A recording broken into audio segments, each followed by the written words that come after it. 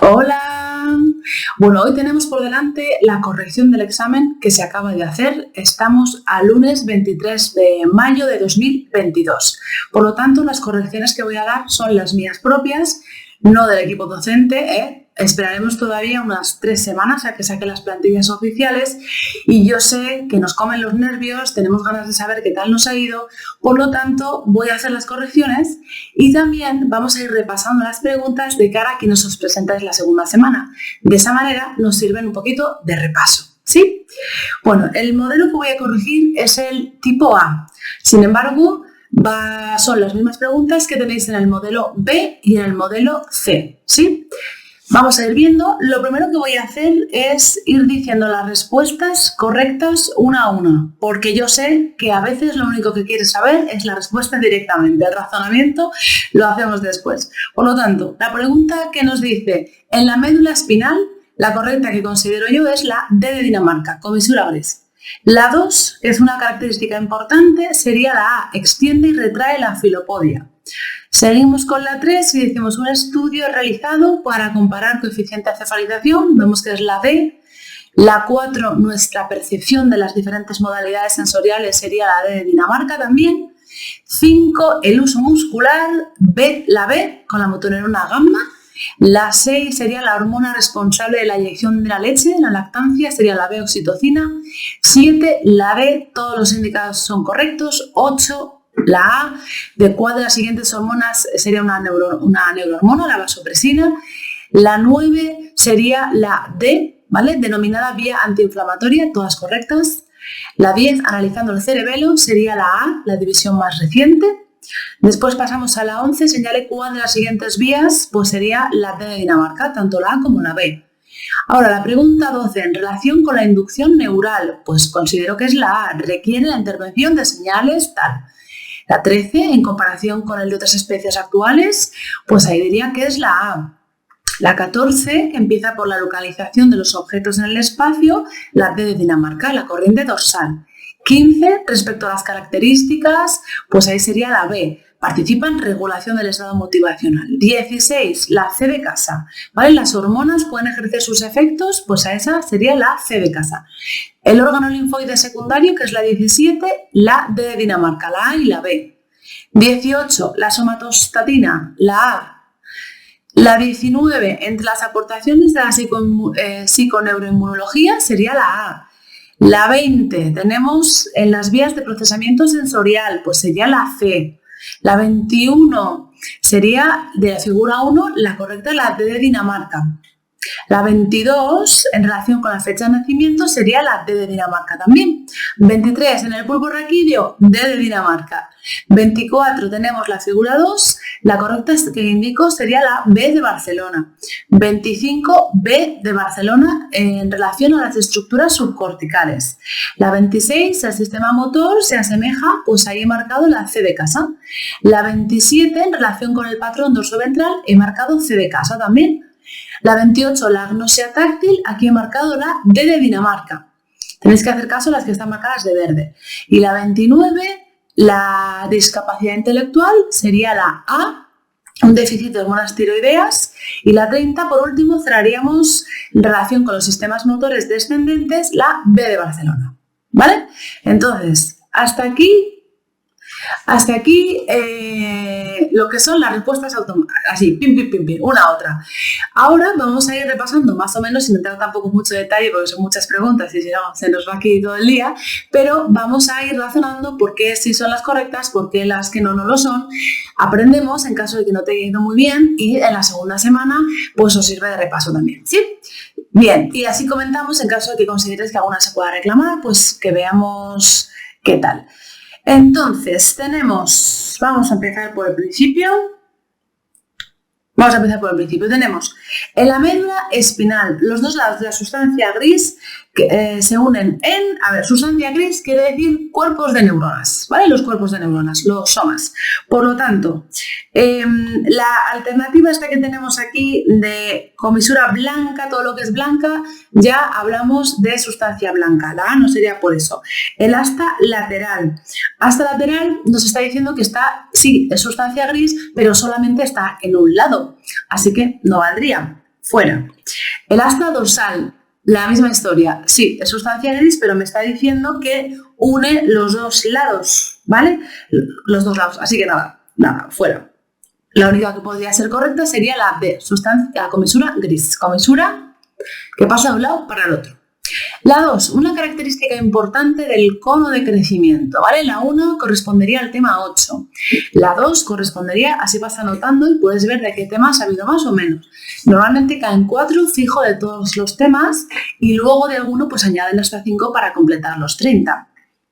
El 2 es el tema 9 y nos está hablando del cono de crecimiento, que es un descubrimiento por Santiago Ramón y Cajal en 1890, y es que la correcta, indico, extiende y retrae los filopodia, ¿no? En plural, filopodio sería en singular, que se agarran al sustrato en el que crecen, tirando del cono de crecimiento, promoviendo el estiramiento de las neuritas, ¿no? Estaría perfecto. La B dice, se localiza exclusivamente en los extremos de las dendritas, no solo en las dendritas, sino también en el axón. Así que nada, ¿vale? Por eso la B no sería. La C interviene en la migración de las células de la cresta neural. No es en la migración. Esto se da ya después de pasada la migración, se da en la maduración. Por lo tanto, esto no sería. La B dice, sirve de soporte mecánico de las neuronas inmaduras, bueno, porque ahora están madurando al establecer conexiones, este es el tercer fase, en su proceso de migración. Otra vez, que no sirve para migrar, que sirve para conectarse, sería la fase de maduración, fuchi, nada. La 3, en un estudio realizado para comparar el cociente de encefalización entre 4 especies, nos dice, ¿no?, que va a utilizar la letra E, de mamíferos, se pesaron sus encéfalos, de modo que nos dice para la 1 500 gramos, el 2 564, 200 para el 3 y 1300 para el 4. Dados esos valores, ¿qué especie tendrá un cociente de encefalización mayor? A ver, aquí, si no me dices cuál es su tamaño corporal, yo no sé si su cerebro es el que necesita, es menos del que necesita o le sobra y tiene tejido extra, con lo cual tendríamos un cociente de encefalización superior a 1. Necesitamos, por lo tanto, saber cuál es el tamaño corporal. No podemos dar una respuesta si no. Por eso digo que es la D. No es posible determinar el cociente de encefalización con estos datos. ¿Sí? Vale. Porque recordemos que tenemos el tamaño, parte de nuestras neuronas en el encéfalo están encargadas de recibir la información de nuestro cuerpo y de enviar las órdenes. Por lo tanto, cuanto mayor sea nuestro cuerpo, mayor cantidad de neuronas vamos a tener, tanto para recibir como para emitir. Por eso simplemente el peso del encéfalo es una información que se nos queda coja. Necesitamos una información relativa, es el encéfalo en relación al tamaño del cuerpo. Bien, este sería tema 10. ¿Vale? Tema 10. El 4 dice, nuestra percepción de las diferentes modalidades sensoriales es explicada porque en cada modalidad sensorial, a ver, modalidad, tenemos 5 modalidades sensoriales, ¿no? Olfativa, visual, gustativa, auditiva y todo lo que tiene que ver con la somestesia. Bueno, pues la correcta sería la D de Dinamarca. Se transmite la información por vías nerviosas que la conducen a zonas específicas del sistema nervioso central, diferentes para cada modalidad. En función de la región a la que llegue, será procesado y por lo tanto podremos ver, podremos oler, pero no por lo que dice en la A, se produce un potencial receptor específico. Cada uno tiene receptores diferentes, es cierto, pero no es esa lo que marca la diferencia en cuanto a saber qué modalidad es, sino la región a la que llega. La B, se presentan diferentes umbrales de respuesta de las neuronas sensoriales. No es que tengan diferentes umbrales, pueden tener diferentes tipos de receptores, eso es cierto, pero de nuevo no está relacionado para nada con la modalidad. Y la C dice, se utiliza diferente código de frecuencia. Tampoco. El código de frecuencia, ¿no?, que tendremos que ir en función de la intensidad, será eso. Al final todo se debe a una transducción, el receptor recoge esa información, que será una energía estimular específica, dependiendo de qué modalidad estemos hablando, y eso se transduce, se pasa a potencial de acción. Entonces, al final las neuronas están comunicándose, como ya saben, con potenciales de acción. Y es eso, la última zona en la corteza visual primaria, la auditiva, todas estas, las 5 que tenemos, donde determina la modalidad que es. ¿Sí? Tema 11, esta pregunta. Vámonos con la 5. Dice, el uso muscular. Está relacionado estrechamente con, el uso muscular es un receptor sensorial. Esta pregunta se engloba en el tema 12, con lo cual igual la cabeza nos lleva a los sistemas efectores, ¿no? Que de eso va. Pero aquí nos presentan en el 12 dos receptores sensoriales, el uso muscular y el órgano tendinoso de Golgi. Entonces, la placa motora. La placa motora es la conexión, el final, la sinapsis de la motoneurona alfa. Esa zona donde comunica la placa motora tiene que ver con la zona del músculo que conecta con el botón terminal, ¿sí? La motoneurona gamma, efectivamente, la motoneurona gamma comunica con el uso muscular y gracias a él es el control centrífugo, también se llaman fusimotoras. Lo que hacen es que el uso, una vez que manda la información, porque el uso se estira y manda la información, las gamma lo vuelven a poner en su situación de origen para que la información que nos dé siga siendo precisa. La C, que dice la unidad motora, ¿esa qué es? El cuerpo de la neurona, el axón de la neurona y ya la comunicación, el botón con la parte del músculo. Eso es la unidad motora. La D de Dinamarca, la unión neuromuscular, es más específica. Es entre el botón y la parte, la parte del músculo estriado con el que conecta, ¿vale? Unidad incluiría al total de la neurona. La unión no, la unión ya la parte final, ¿sí? Tema 12, por este motivo, el único que tiene sentido es la B de Barcelona. Vamos con la 6. La hormona responsable de la eyección de la leche en la lactancia. Tema 13, por lo tanto, hormonas, y es la oxitocina. Aquí no han puesto la prolactina, con lo cual está bien porque así no has dudado. La prolactina es la que produce la leche, pero la oxitocina es la que mediante una estimulación táctil, aunque luego pueda ya ser por asociación, por condicionamiento, simplemente ante un llanto de un bebé o la risa ya también pueda dar lugar, pero lo que hace es contraer los vasos para que la leche pueda llegar al pezón y de esa manera el bebé se pueda alimentar. Así que oxitocina, listo. 7. Entre los mensajeros químicos liberados por las células inmunitarias, ¿vale? A ver, tenemos mensajeros químicos. Los mensajeros químicos, ¿vale? Aquí, liberados por las células inmunitarias, pues bueno, tenemos al sistema inmune y serían todas correctas. ¿Por qué son todas correctas? Porque pueden liberar algunos neurotransmisores, es cierto, linfocinas, específicamente los linfocitos, interferones, ¿no? Los leucocitos en general, así que esto es cierto. Pueden liberar un poquito de todo. Tema 14. La 8. ¿Cuál de las siguientes hormonas sería una neurohormona? A ver, neurohormona. Normalmente las llamamos a todas hormonas, pero eso es por facilitarnos la vida. Si especificamos y hablamos con propiedad, las hormonas que liberan las neuronas del hipotálamo, que a su vez las llamaremos también células neurosecretoras, pues cualquier hormona que sea liberada por el hipotálamo la llamaremos neuro, porque la libera una neurona, hormona. Entonces nos queda ver cuál de las opciones es fabricada, sintetizada por el hipotálamo. La vasopresina es verdad que es liberada a través de la neurohipófisis, pero ¿dónde se fabrica? ¿Dónde se sintetiza? En el hipotálamo. Por lo tanto, la vasopresina, también llamada hormona antidiurética, ¿vale? Recordemos el nombre, que sería ADH. Esta, pues efectivamente, correcto, la oxitocina también, y todas las que se liberan en las liberadoras, la somatostatina, todas estas las consideraríamos, por lo tanto, neurohormonas. La hormona del crecimiento se sintetiza, se fabrica y se libera en la adenohipófisis, y la prolactina lo mismo, en la adenohipófisis, ¿vale? Por lo tanto, la 8, la A. Este sería tema 13. La 9, la denominada vía antiinflamatoria colinérgica. A ver, es decir, antiinflamatoria. La inflamación significa que el sistema inmune está muy activo. Si hay una vía antiinflamatoria, lo que quiere decir es que reducimos la actividad del sistema inmune, ¿vale? Colinérgica, es decir, se libera acetilcolina.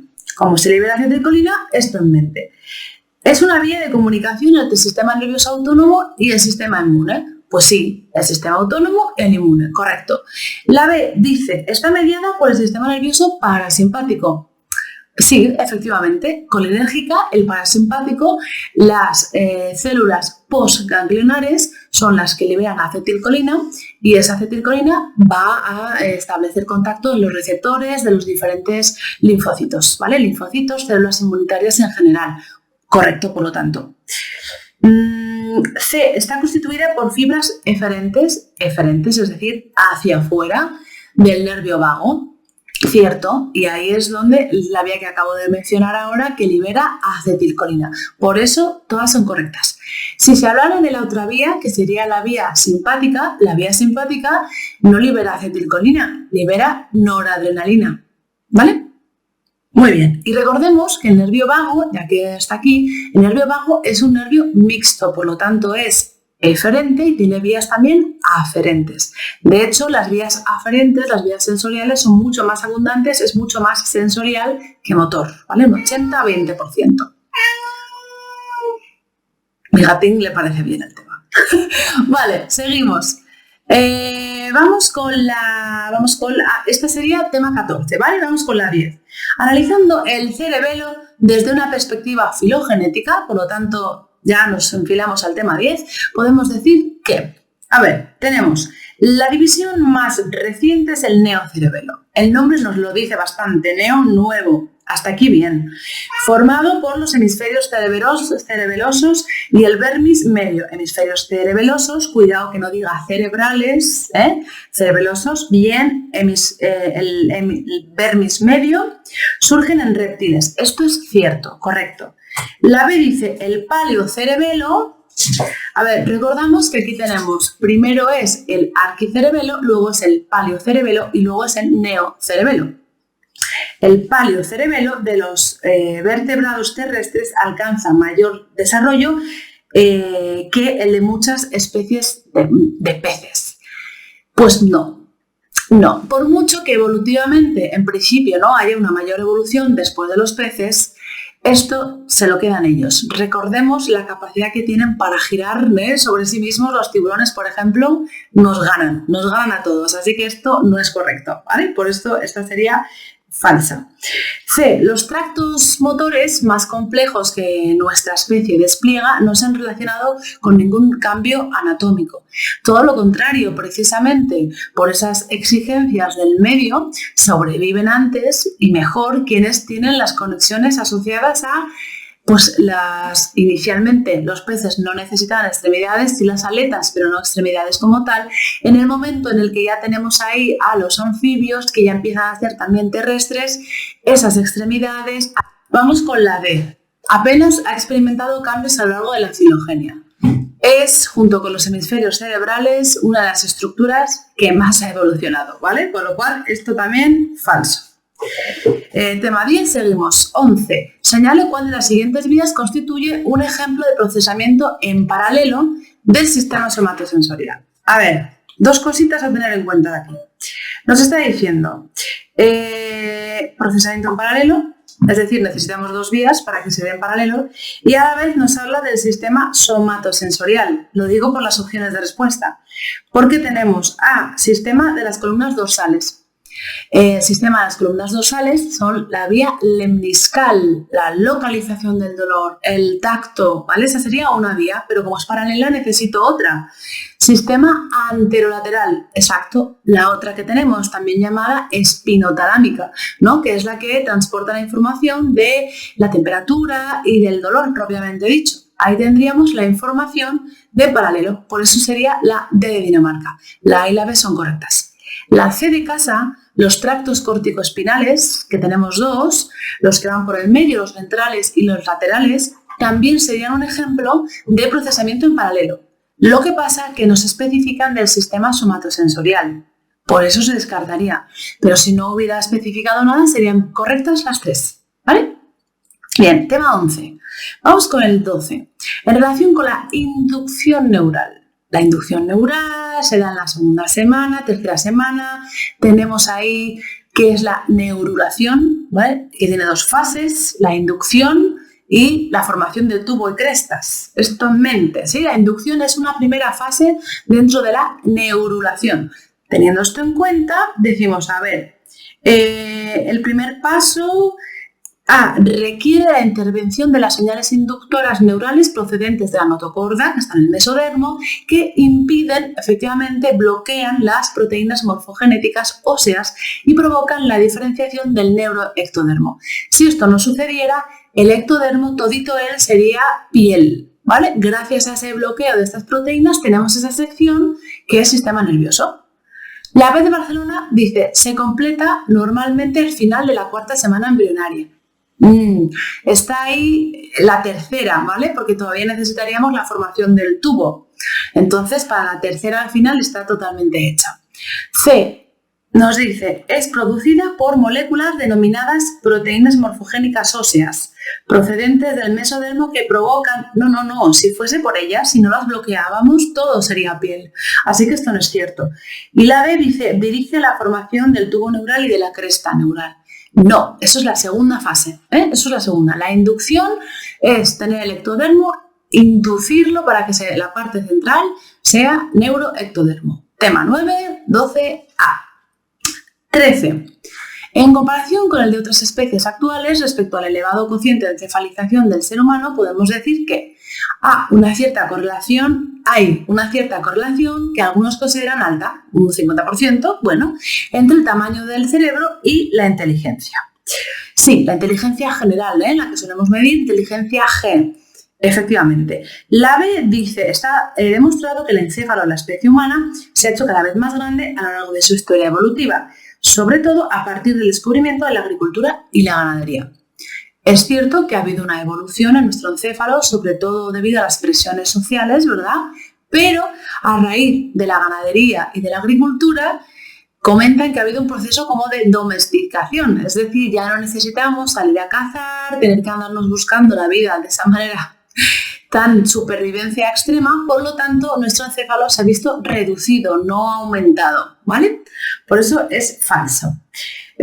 Después tenemos la C. El gen FOXP2 es el único gen que parece tener relación con el elevado cociente de encefalización de nuestra especie. El gen FOXP2 está relacionado con la articulación del habla. No es el único. Tenemos también los dos que ocasionan microencefalias, ¿vale? Vamos a apuntar aquí cuáles serían los de a ver, te los escribo, que serían el MCPH, este sería uno, y el otro sería ASPM, que han sufrido una fuerte selección positiva, es decir, están muy conservados a lo largo de la filogenia de los Homo. De manera que si hay una mutación, se produce una microencefalia, tamaño de cabeza más pequeño, y ya podemos ver que por lo tanto no sería solo el FOXP2. La B de Dinamarca dice, no se ha encontrado relación entre ningún gen humano y el elevado cociente de encefalización de nuestra especie. Sí se ha encontrado. Vale. Vamos entonces, este sería el tema 10, ¿vale? El tema 10. Vamos con la 14. La localización de los objetos en el espacio, es decir, el dónde están y la combinación de información de diferentes modalidades sensoriales para guiar los movimientos en relación con los objetos, es decir, por un lado, dónde están y luego además se envía información visual, por ejemplo, ¿no? Bueno, la A dice la corriente ventral dirigida a la temporal inferior. La ventral es el qué, los detalles, el qué, no el dónde. La B de Barcelona dice la vía de proyección de la corteza prefrontal dorsolateral. La prefrontal dorsolateral es la vía de asociación mayor, la jefa de todas, como digo yo, y gracias a ella es la que recibe la información de la parietal posterior, ¿vale? Que es ella, es esa la respuesta correcta. Esta no, esta recibe de la parietal posterior. Y entonces va a decidir, a planificar, a estrategiar ya un procesamiento superior. La C de casa que nos dice, la C de casa nos dice corteza de asociación temporal medial. De nuevo, eso sería el qué, los detalles, ¿vale? Como el color, por ejemplo, eso sería ahí. Y por lo tanto, la correcta es la D, corriente dorsal que proyecta a la corteza parietal posterior. Sí, porque la anterior tenemos la somatosensorial. Muy bien. Entonces, esto sería el tema 11. Vamos con la 15. Respecto a las características de los circuitos de los ganglios basales, sabemos que A, dice, tiene una función exclusivamente motora. No es exclusivamente motora. Los ganglios basales también planifican movimientos sin necesidad de que haya estímulos exteriores. Por lo tanto, tienen más allá que simplemente unos efectores. Recordemos además que es un sistema modulador, es decir, no comunica directamente con las motoneuronas alfa, como el cerebelo. La B de Barcelona participa en la regulación del estado motivacional del organismo, tal cual es así. En el aprendizaje se encarga de que recordemos muchos de los movimientos, como andar en bicicleta, conducir, no tengamos que andar pensando constantemente en ellos. Y la C dice, no están implicados en la expresión de las emociones. Precisamente los ganglios basales están implicados en esa tarea tan importante. Por eso no todas son correctas y sería la B de Barcelona. Esta la englobaríamos en el tema 12. 16. Las hormonas pueden ejercer sus efectos a través de diferentes mecanismos. En relación con esto, sabemos que actúan sobre cualquier tejido, no. Necesitamos tener receptores específicos. Por eso es la C, su efecto depende de la unión a receptores específicos. La B dice, son segundos mensajeros. No, serían los primeros mensajeros. Y la de Dinamarca dice, su acción es más rápida que la de los neurotransmisores. No, es más lenta, Tema 13, por lo tanto. 17. Es un órgano linfoide secundario. Secundario es donde se almacenan, ¿no? Sobre todo gran cantidad de las células inmunitarias. Bien, entonces, el ganglio linfático, pues sí, correcto. El bazo, también correcto. El timo es un determinante de diferenciarse los linfocitos T. Por lo tanto, se engloban dentro del órgano linfoide primario. Así que es la de Dinamarca. La A y la B son ciertas. Esta sería tema 14. 18. La somatostatina. A ver, es una hormona que A, se sintetiza en el hipotálamo y en el páncreas. En el hipotálamo el efecto que tiene es tostar, es decir, impedir que se libere la hormona del crecimiento en la adenohipófisis. Así que eso es verdad. B, estimula la liberación, todo lo contrario, la inhibe. La C, estimula el crecimiento somático. De nuevo, si me está impidiendo que se libere la hormona del crecimiento, que se llama también somatotropina, pues entonces no me estimula el crecimiento, me lo impide. Por lo tanto, la única correcta es la A, tema 13. Vamos con la 19. Entre las aportaciones de la psiconeuroinmunología podemos señalar que A, en situaciones estresantes parece existir una mayor susceptibilidad a las infecciones. ¿Por qué es esto? Porque se nos activa, entre otras cosas, el eje HHA, hipotalámico, hipofisiario, adrenal. Si es algo muy continuado y muy intenso, la liberación que tenemos ahí de adrenalina, de noradrenalina, lo que hace efectivamente es bajar la actividad del sistema inmune. Cierto. También estarían los glucocorticoides, ¿sí? Las hormonas liberadas en la corteza adrenal, ahí también estarían implicadas. La B dice, no existen vías relevantes de comunicación en el sistema nervioso. Bueno, esto directamente dices como que no, claro que sí. La C, la homeostasis de nuestro organismo depende exclusivamente del funcionamiento del sistema inmune. Pues no, depende también de nuestra propia conducta, del funcionamiento del sistema nervioso, de las hormonas, de lo del neuroendocrino, así que falsa. De Dinamarca. Hasta el momento no se ha comprobado que el sistema inmune pueda modular el comportamiento. Sí puede modular el comportamiento, nos altera, ¿no? Nos puede bajar la motivación cuando estamos enfermas. ¿Qué sucede? Pues que tenemos otras prioridades como es estar descansando. Y hay otras cosas que no nos apetecen, no por fatiga física, sino porque hay una reorganización motivacional. Cuando se utilizan las citocinas como uso clínico, también no se pueden dar problemas del estado del ánimo. Es decir, sí que nos modula el comportamiento. Por lo tanto, la 19 considero que es la A y lo tendríamos dentro del tema 14. Vamos con la 20. La 20 dice, en las vías de procesamiento sensorial, el mecanismo de fraccionamiento según el rango permite codificar fraccionamiento según el rango, también llamado código poblacional. Y esto es la intensidad de la estimulación. Otra pregunta que suelen hacer es la frecuencia del disparo, también mide la intensidad. Sí, lo que pasa es que llega un momento en que a nivel biológico las neuronas dan 1000 potenciales de acción por segundo, no dan más, entonces hay esta estrategia, ¿sí?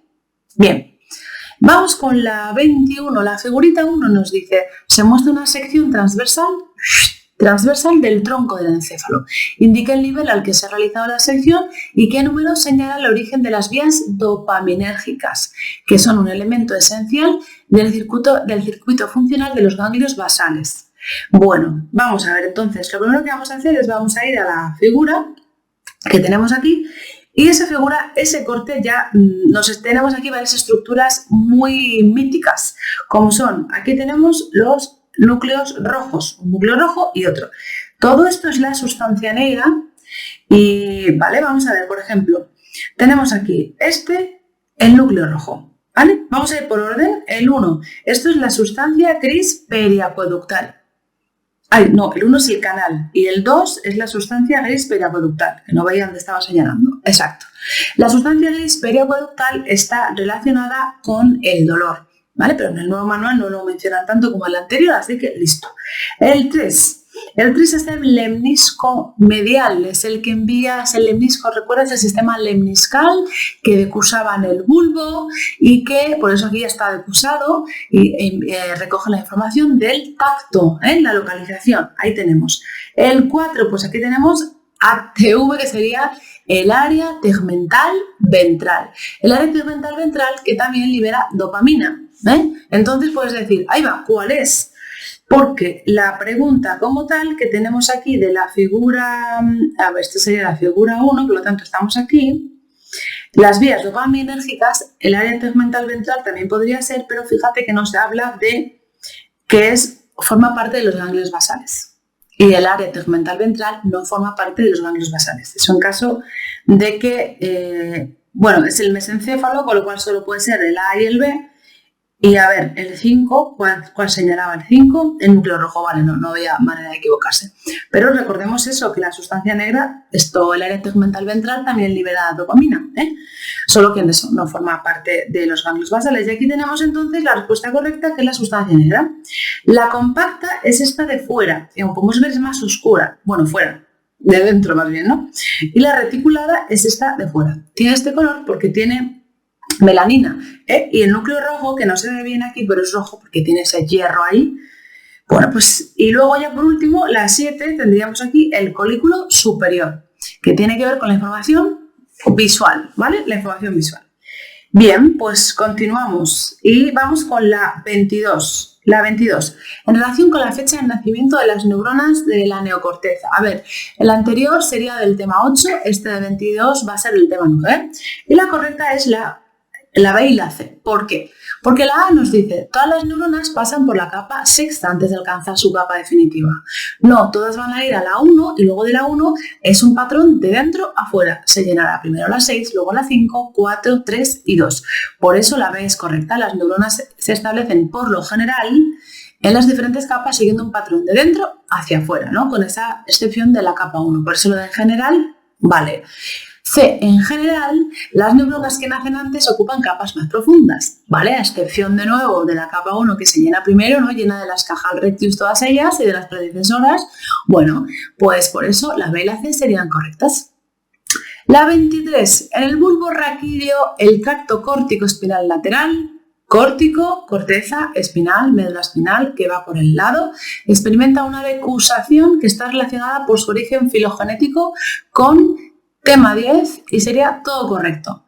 Disminuye el tiempo de respuesta proporcionada por los músculos ipsilaterales, es decir, el área visual de peligro, yo tengo en mi campo izquierdo el peligro, llega a mi hemisferio derecho, bueno, por eso el quiasma óptico, llega al hemisferio derecho y entonces yo necesito que se contraigan los músculos ipsilaterales, es decir, los que van directamente con el campo visual. Cuidado, igual ese ahí, ¿no? A la señal visual del peligro que propicia la supervivencia del animal, ¿vale? O es una adaptación destinada a aumentar la eficacia de la respuesta de huida ante una señal visual de peligro. Nos evitamos una sinapsis de más, cierto. La C, la decursación que experimenta el nervio óptico en el quiasma óptico. Tiene que ver con eso, efectivamente. Si la información nos llegara al mismo hemisferio, no habría necesidad de decursar, ¿vale? Así que la D, correcta, y como digo, tema 10. 24, y ahí tenemos la otra figura que muestra una representación esquemática del sistema auditivo. ¿Qué opción indica correctamente las estructuras y vías de procesamiento señaladas? Bueno, pues ahí tenemos del libro tal cual y podemos ir por orden más que por número, por orden de cómo se procesa. Tenemos ahí el número 6. Es el oído izquierdo, ¿no? Ahí tenemos la cóclea, todo que se ve chiquitito. Esto tenemos es el nervio auditivo directamente que va a conectar con el núcleo coclear.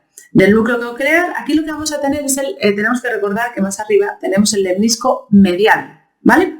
Entonces, el 4, los núcleos olivares superiores, después vamos a tener el colículo inferior, he puesto superior, pero esto sería inferior, borramos, ¿vale? Esto es inferior, porque el superior es el visual, el inferior es el que es el auditivo. El 2 tenemos que es el NGM, es decir, el núcleo geniculado medial, que es el auditivo, estaríamos hablando del tálamo. Y por último ya tenemos el A1, es decir, en la corteza visual auditiva primaria. ¿Sí? Listo. Y con esto ya tenemos todo identificado, por lo tanto, de la figura 2 la correcta es la B de Barcelona. ¿Vale? La B de Barcelona. Bien, esto sería tema 11. Vamos con la 25.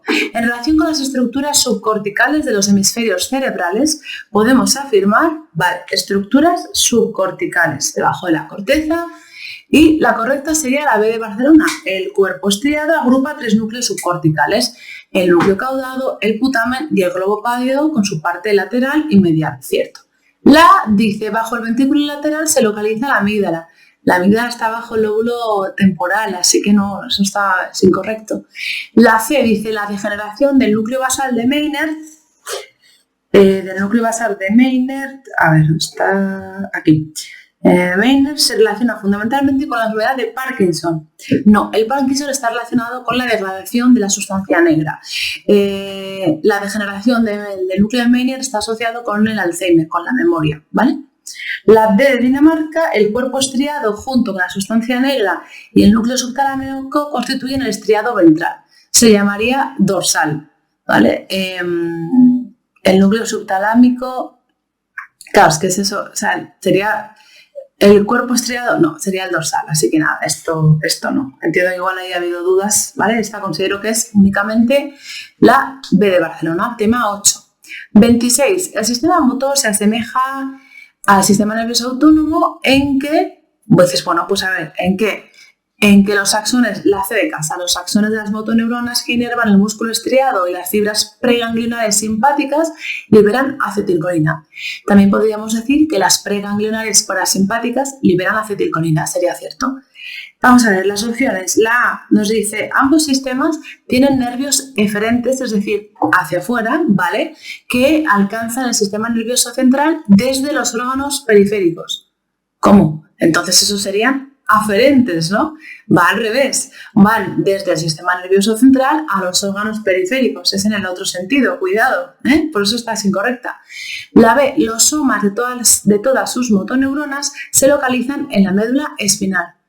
Tenemos muchos en la médula espinal, pero por suerte también tenemos en el tronco del encéfalo para poder mover los músculos de la cara, por ejemplo, por eso esa no es cierta, ¿vale? Entonces yo he marcado únicamente la C de casa. Tema 12.